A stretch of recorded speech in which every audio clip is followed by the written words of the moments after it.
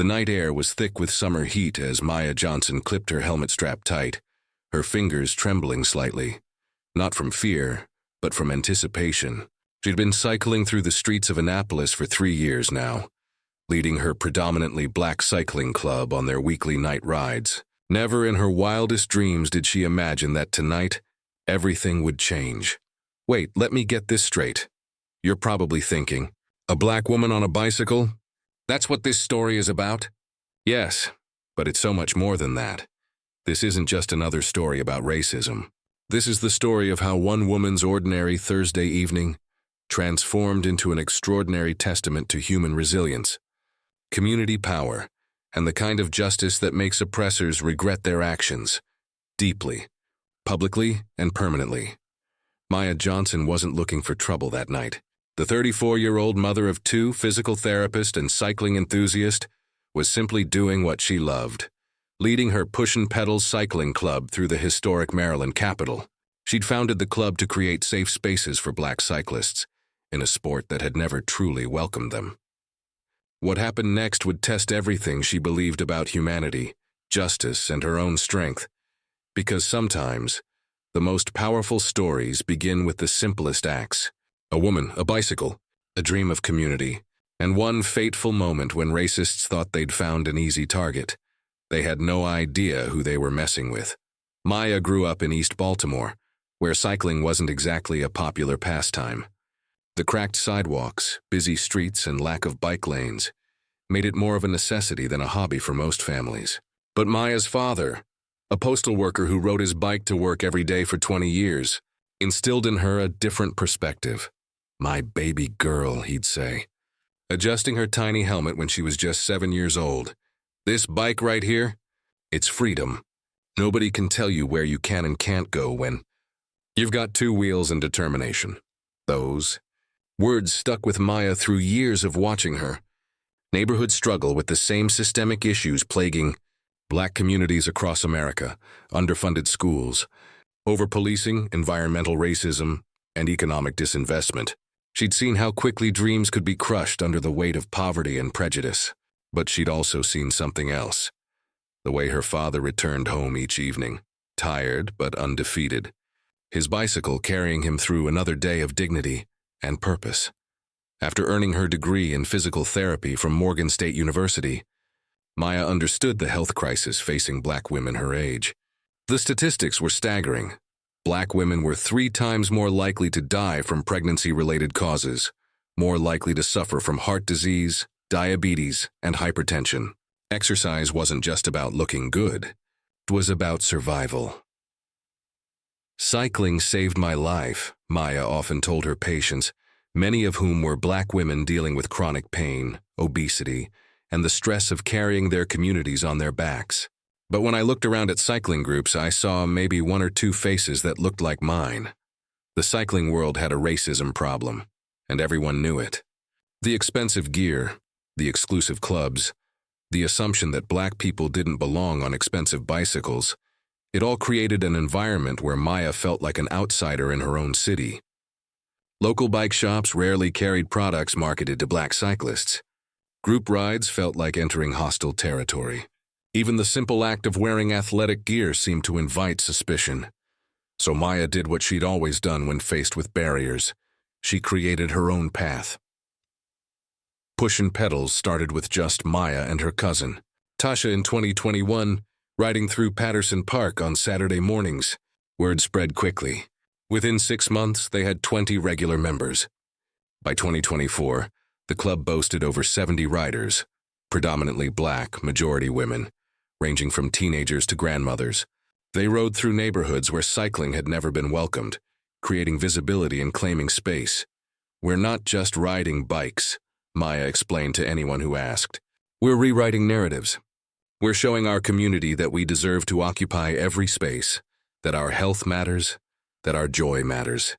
The club became more than exercise. It became therapy, networking, activism, and family. They organized community cleanups, mentored young girls, and partnered with local health clinics to offer free blood pressure screenings. Maya's living room walls filled with photos. Women crossing finish lines, families riding together. children learning to balance on two wheels for the first time. But Annapolis, charming colonial town and state capital, had its own complicated racial history. The legacy of slavery, segregation, and institutional racism wasn't just history. It was present in every housing disparity, every school funding gap, every traffic stop that ended differently for black drivers. The city had seen its share of racial incidents, nooses found at construction sites, Confederate flags flying from pickup trucks, slurs shouted from passing cars. Maya knew this history. She'd studied it, lived it, survived it. But she also knew something else. Every time a black woman claimed her space in the world, she was participating in an act of resistance older than the civil rights movement itself. Every pedal stroke was a declaration, I belong here. I will not be moved. The evening of June 28, 2024 was supposed to be routine. 70 riders gathered in the parking lot of Annapolis Mall, their reflective gear creating constellations of light against the darkening sky.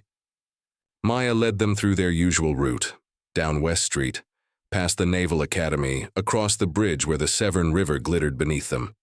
It was a route they'd ridden dozens of times, a route that, like Maya herself, belonged to them as much as anyone else in this city. None of them knew that tonight. History would demand they prove it.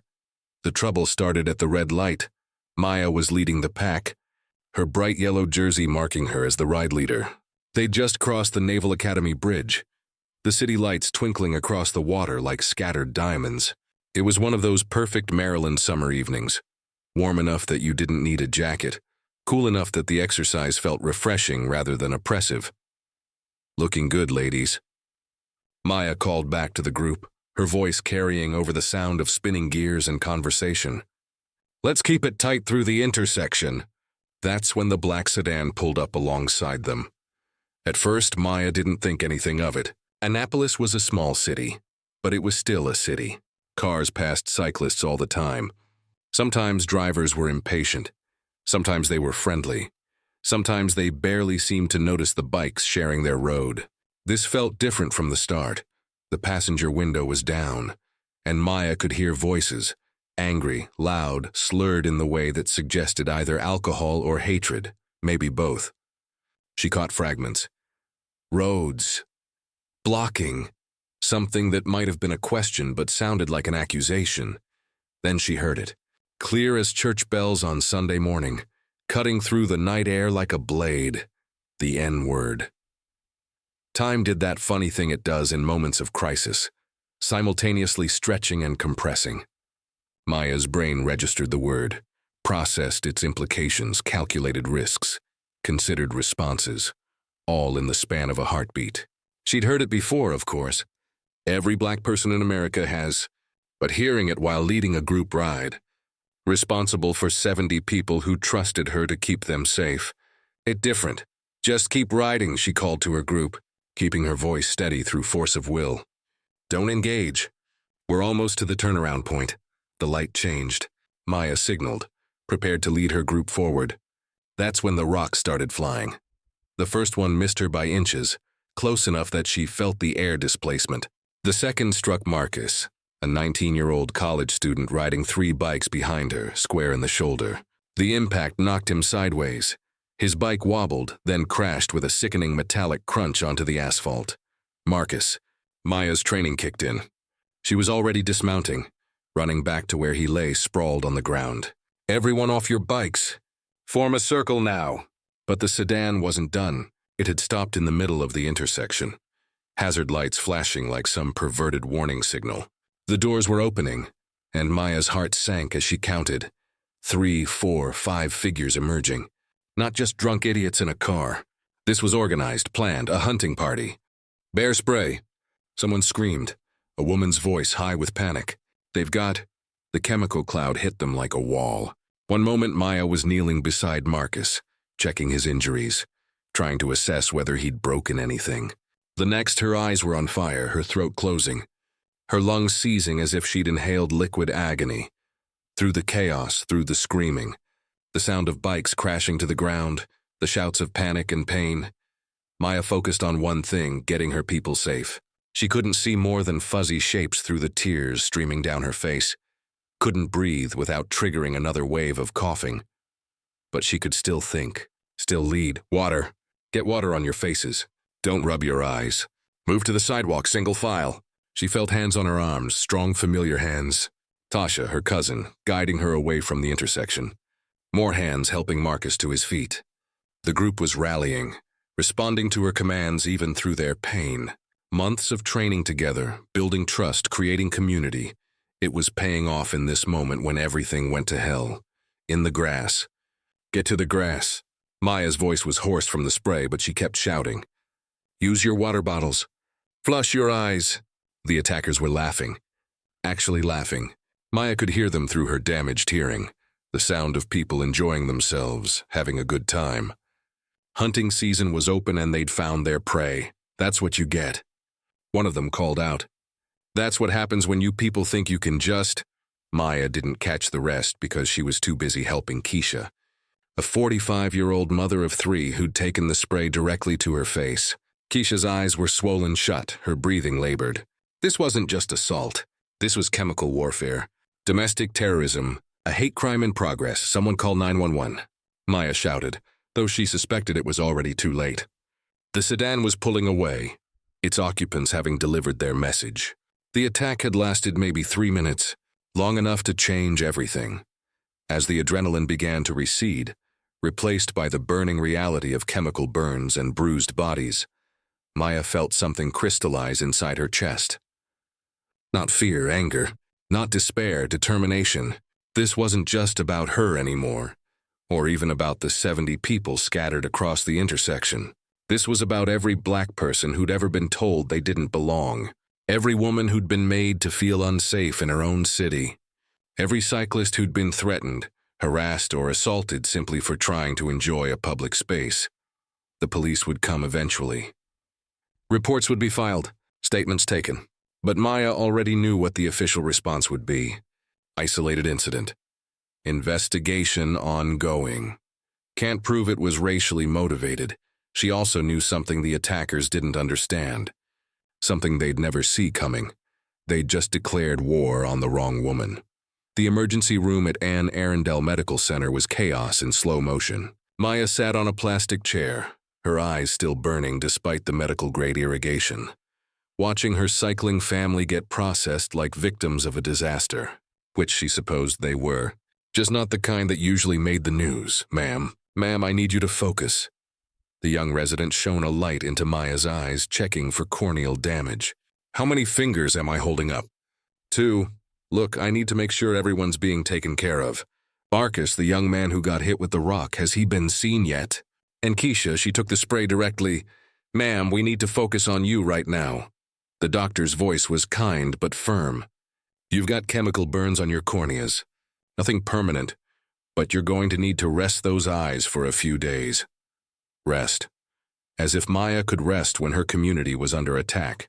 When her phone was buzzing non-stop with messages from riders who hadn't been there, but were scared to ride now. When she could hear Keisha in the next bay still coughing, still crying, asking through her pain, why would they do this to us? What did we do wrong? What did we do wrong? The question haunted Maya because she knew the answer was both everything and nothing. They'd done everything wrong by existing while black, by claiming space, by finding joy in a society that preferred their suffering. They'd done nothing wrong because existing while black wasn't a crime, wasn't a provocation, wasn't an invitation to violence. By the time Maya got home at 4 a.m., her phone had died twice from the constant notifications. Local news stations were calling. Social media was exploding. The cycling community, both local and national, was rallying. But Maya wasn't ready for any of it yet. She needed to think, to plan, to transform this pain into purpose. She found her father in the kitchen, making coffee despite the early hour. He didn't say anything, just pulled her into one of those hugs that had been fixing her problems since childhood. They stood there in the yellow light of the kitchen, Maya finally allowing herself to cry. Not from fear, but from fury. They're going to want you to let this go, her father said eventually. They're going to call it isolated. Say there's no proof it was racial. Suggest you all were asking for trouble by riding where you did. You know that, right? Maya pulled back, looked into her father's eyes, those same eyes that had seen decades of racism and still managed to find hope. "I'm not letting anything go. What are you going to do?" What was she going to do? Maya had spent her entire adult life building community, creating safe spaces, trying to stay in her lane, literally and figuratively. She'd played by the rules, followed the script written for respectable black women, worked twice as hard, complain half as much, never make waves, never scare white people. Look where it had gotten them. "I'm going to make them famous," Maya said quietly. "Every single one of them. I'm going to make sure the whole world knows what they did. And then I'm going to make sure they regret it for the rest of their lives." But first, she needed information. Maya spent the next 48 hours doing what she did best, organizing. She collected statements from every rider, took photos of injuries, documented medical treatments, created timelines. She contacted the NAACP, the ACLU, every civil rights organization she'd ever worked with. She reached out to other cycling clubs, black organizations, women's groups. She built a network before she even announced what she was planning. The response from official channels was exactly what she'd expected.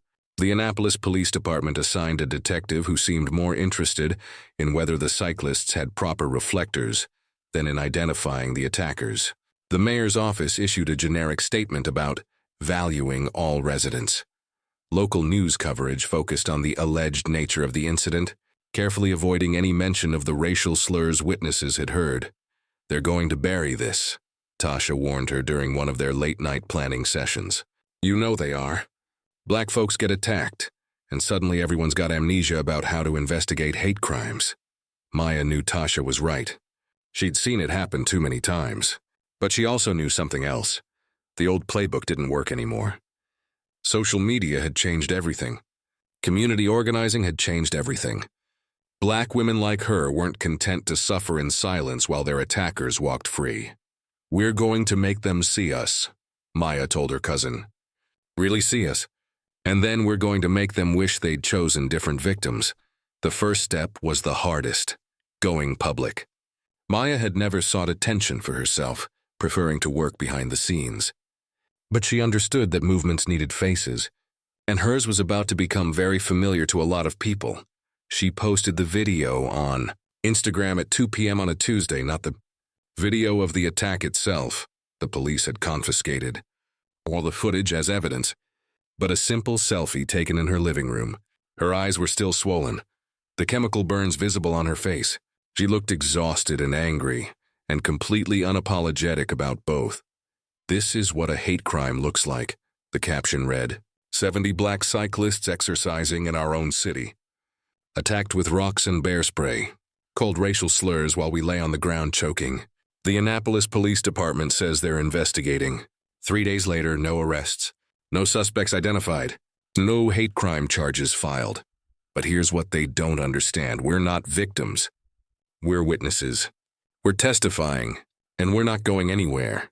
Within hours, the post had been shared thousands of times. By evening, national cycling publications were reaching out for interviews. Black media outlets wanted to tell the story. Women's organizations were offering support. Legal firms were calling to offer pro bono representation. But the most important response came from the community itself. Messages poured in from black cyclists across the country, sharing their own stories of harassment, assault, exclusion. Women who'd been too scared to ride alone. Men who'd been pulled over for riding while black.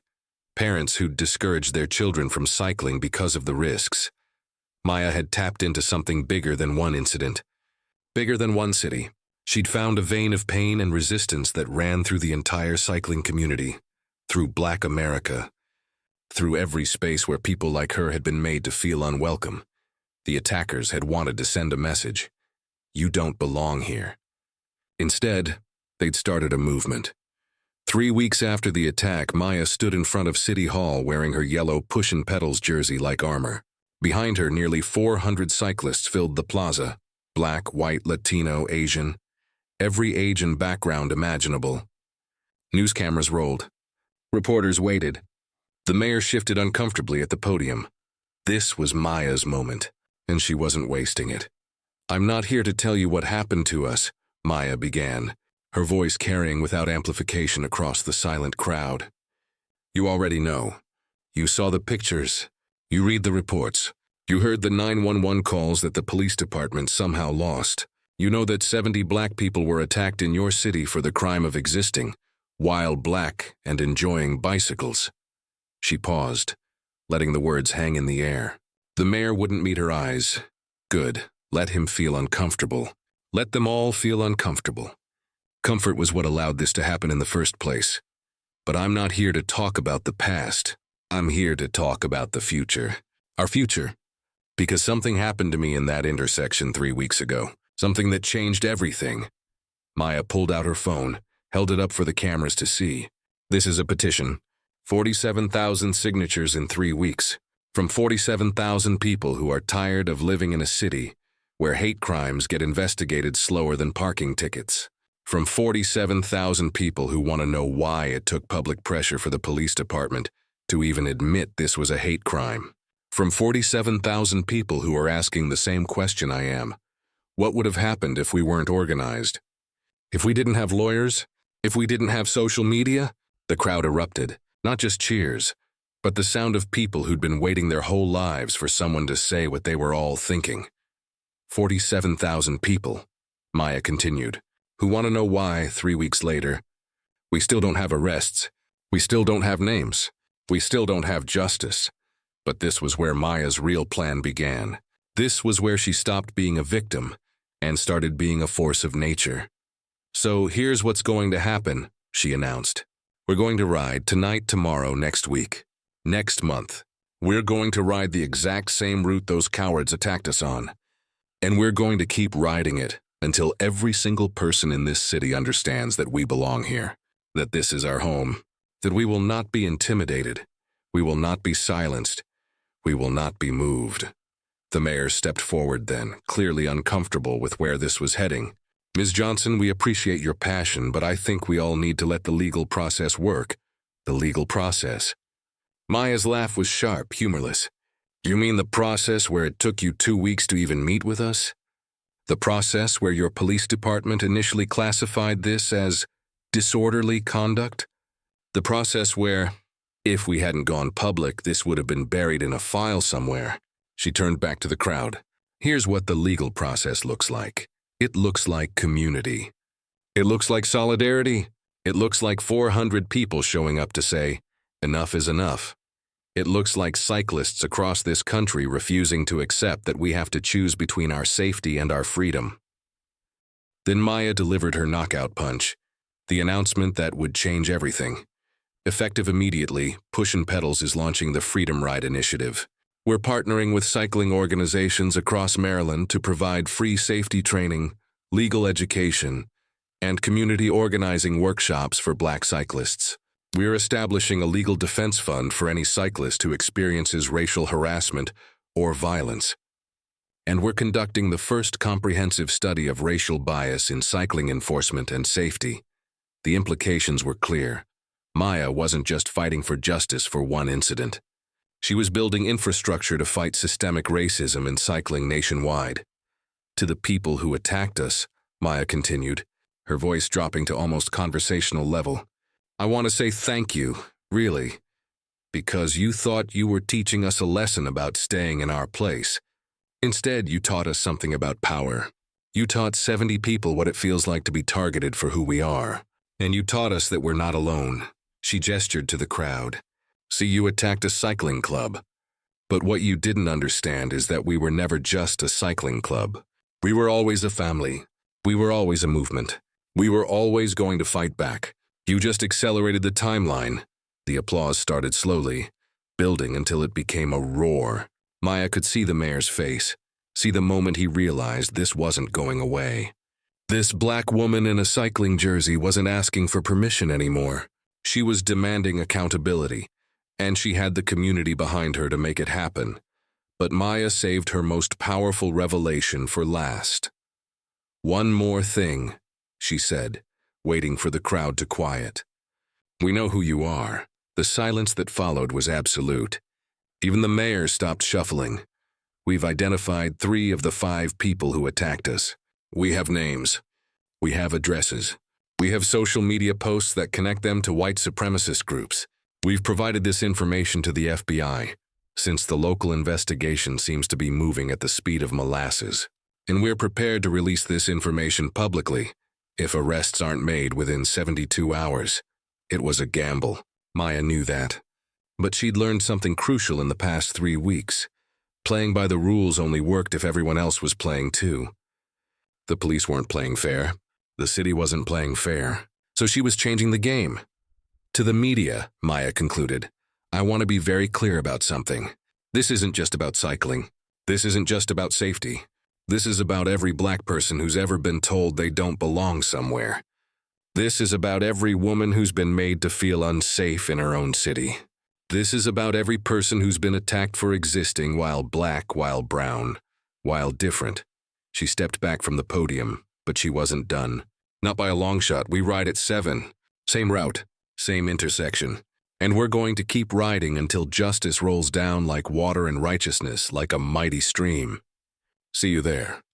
As Maya walked away from the podium, the crowd surged forward. Not in anger, but in determination. The mayor was already on his phone. The police chief was nowhere to be seen. But Maya could see something else happening. People were pulling out their phones, posting to social media, making calls. She'd just declared war on racism and cycling, and she was about to discover just how many people had been waiting for someone to lead the charge. The arrests came exactly 72 hours later, just as Maya had promised. 5 men, ages 19 to 34, charged with hate crimes, assault, conspiracy, and civil rights violations. 3 of them had prior arrests for racially motivated incidents. All of them were connected to white supremacist groups through social media and messaging apps. The evidence that Maya's team had compiled, license plate numbers, social media posts, witness statements, and the video footage that the police had somehow lost, proved impossible for authorities to ignore once the national spotlight turned on Annapolis. The FBI took over the investigation, and the Justice Department filed federal charges under civil rights. But the real victory wasn't in the courtroom. It was in what happened to the community Maya had built. Push and Pedals grew from 70 members to over 300 in the 6 months following the attack. The Freedom Ride initiative expanded beyond Maryland, partnering with cycling organizations in Virginia, Pennsylvania, and Washington, D.C. Maya's living room became a command center for activists, lawyers, and community organizers working on racial justice in cycling. The city of Annapolis, under pressure from Maya's relentless advocacy and the sustained media attention, implemented what became known as the Johnson Protocol, mandatory hate crime training for all police officers, a civilian review board for racial bias complaints, and dedicated prosecutors for civil rights violations. Other cities began adopting similar measures. Maya's legal team, provided pro bono by a national civil rights organization, secured a settlement that established the largest cycling safety and education fund in Maryland history. The money funded bike safety programs in predominantly black neighborhoods, created scholarships for black cycling instructors, and paid for the creation of new bike lanes in underserved communities. But perhaps the most significant change was the one that couldn't be captured in statistics or legislation. Maya watched it happen slowly over months. Black families riding together on weekends. Young girls who'd never seen themselves represented in cycling buying their first bikes. White cyclists who'd never considered racial bias in their sport becoming allies and advocates. You created something bigger than yourself, her father told her one evening, watching from their porch as a mixed group of cyclists rode past, one of the weekly rides that had become a fixture in the neighborhood. I didn't create anything, Maya corrected him. I just stopped accepting less than we deserve. The physical wounds healed quickly. The psychological impact took longer. But Maya discovered that action was its own therapy. Every speech she gave, every ride she led, every young cyclist she mentored helped rewrite the narrative of that night from victimization to empowerment. 2 years later, when Maya stood on the same spot where she'd been attacked, now, marked with a plaque commemorating the Freedom Ride, resistance, She addressed a crowd of over 1,000 cyclists who'd gathered to celebrate the anniversary of their first Unity ride. They thought they were attacking a cycling club, Maya told them. They didn't understand that some things can't be attacked. Some things can't be intimidated. Some things just get stronger when you try to break them. She looked out over the sea of faces. Black, white, Latino, Asian, every age and background imaginable, and saw the future her attackers had tried to prevent. A community built not despite their differences, but because of their shared commitment to justice. We ride because we belong, Maya continued. We ride because we're free. We ride because every pedal stroke is a promise to the next generation. You will not have to fight this fight alone.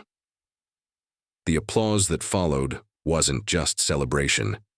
It was defiance. It was commitment. It was the sound of a community that had learned to transform pain into power, hatred into hope, and isolation into unbreakable solidarity. Maya never sought the spotlight that found her, but she learned to use it wisely. She became a regular speaker at cycling conventions, civil rights events, and community organizing conferences. Her story, their story, became a case study in successful resistance to racial violence. The men who attacked them received prison sentences ranging from 3 to 7 years. Maya didn't celebrate their incarceration. She simply noted that justice had been served according to the system they'd all inherited. Her real victory was in what they'd built in response to the attack. Push and Pedals became a national model for inclusive cycling organizations. The Freedom Ride Initiative expanded to 12 states. Maya's original vision, creating safe spaces for Black cyclists, had evolved into something revolutionary, changing the entire culture of American cycling to acknowledge and address its racial disparities. But when asked what she was most proud of, Maya always gave the same answer. We kept riding. When they tried to scare us off the roads, we filled those roads with more riders than ever before. They wanted to make us disappear. Instead, we became impossible to ignore. Sometimes the most powerful stories don't have neat endings. They have continuations. Maya Johnson's story didn't conclude with courtrooms or settlements, with viral videos or speaking engagements. It continued every time a Black child learned to ride a bike without fear. Every time a cycling club diversified its membership. Every time someone chose solidarity over silence in the face of racism. The attackers who thought they could eliminate Black presence from Annapolis roads succeeded only in multiplying it beyond their worst nightmares. They wanted to send a message of exclusion. Instead, they received a masterclass in community organizing, legal strategy, and the unstoppable power of people who refuse to accept less than full humanity. Maya's story matters because it's not unique. Black women across America navigate similar choices daily. Accept the limitations placed on us, or risk everything to challenge them. Transform personal pain into collective power, or isolate ourselves in private grief. What made Maya different wasn't superhuman strength or special training. It was her willingness to say what others were thinking. Enough is enough. The cycling world still struggles with racism. American cities still provide unequal protection under the law. Black people still face violence for existing in public spaces. But now there's a blueprint for resistance, a community model for transformation, a reminder that sometimes the most revolutionary act is simply refusing to disappear. Every revolution needs its catalysts. Sometimes they're planned by experienced organizers. Sometimes they're sparked by ordinary people in extraordinary circumstances. Sometimes they begin with a woman, a bicycle, and the courage to say, not on my watch, not in my city, not to my people. The road to justice is long, but Maya Johnson taught us something crucial. It's easier to travel together. And every pedal stroke, every act of resistance, every moment of solidarity brings us closer to the destination our attackers wanted to. They thought they were attacking a cycling club. They were wrong. They were attacking a movement that hadn't yet realized its own power.